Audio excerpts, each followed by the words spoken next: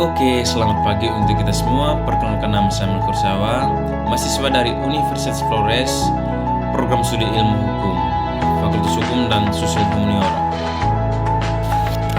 Di sini saya akan membuat video proyek mata kuliah pengantar filsafat yang diampu oleh dosen Bapak Agustinus F. Pascalino dari SFIL MU, dan juga kita akan membahas gagasan filsafat menurut Plato.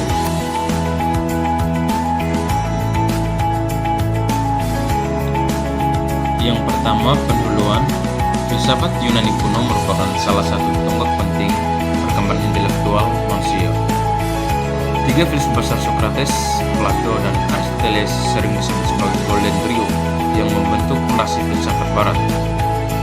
Di antara ketiganya, Plato menempati posisi istimewa karena bukan hanya pewaris pemikiran Socrates, tetapi juga guru bagi Aristoteles. Melalui dialog-dialognya, ia menyusun sistem filsafat yang mencakup hampir semua bidang. Yang pertama, metafisika, etika, epistemologi, politik, etika, dan pendidikan.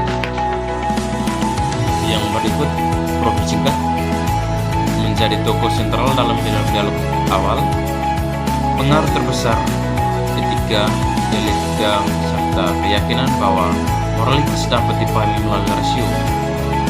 Yang berikut, bangsawan Athena sangat terdidik, murid Socrates sejak muda, dan sangat terpengaruh oleh eksekusi Socrates yang dianggap tidak adil. Beberapa kali melakukan perjalanan ke Sisilia dan Italia, mendirikan akademia sekitar 387 sebelum Masehi. Gagasan filsafat Plato. A. Pokok-pokok utama 1. Realitas sejati atau being adalah dunia ide, abadi, tidak berubah, sempurna, hanya bisa ditangkap oleh akal atau Yang kedua, dunia indrawi, selalu berubah, tidak sempurna, objek persepsi indera, hanya memberikan opini. Yang ketiga, contoh ide-ide penting, ide kebaikan atau the form of the good, ide keadilan, ide keindahan, ide keberanian, ide matematika atau lingkungan sempurna bilangan. B. Epistemologi, pengetahuan sebagai ingat kembali, prinsip-prinsip utama, jiwa pernah hidup di dunia ide sebelum jelma ke tubuh. Pengetahuan bukti hasil belajar, tetapi mengingat kembali apa yang telah diketahui jiwa. Pembelajaran adalah proses remembrance, bukti dalam dialog meno. Plato menunjukkan bagaimana seorang budak dapat mengingat matematika tanpa pernah belajar. C. Mitos 2. Mitos ini menjelaskan hubungan antara yang pertama, kebodohan dan pengetahuan, dunia indera dan ilmu, pendidikan dan kebebasan. Yang berikut tahapan ini keluar dari gua. 1. Melihat bayangan atau opini, melihat benda asli atau pengetahuan empiris, melihat dunia luar, pengetahuan rasional, melihat matahari, ide kebaikan. Yang berikut D. Etika, harmoni jiwa dan kebajikan. Plato membagi jiwa menjadi 3. 1. Bagian rasional, logos, mencari kebenaran, kebajikannya atau kebijaksanaan. Yang kedua, bagian emosional atau demos, keberanian, kebijaksanaan, keberanian. Yang ketiga, bagian nafsu atau eptimia, keinginan makanan, seks, harta, kebajikannya, pengendalian diri. Filsafat politik, negara ideal terhadap 3 kelas dalam negara. 1. Filsuf, pemimpin tertinggi, paling memahami ide kebaikan. 2. Menjaga atau kemudian tentara dan aparat, menjaga keamanan.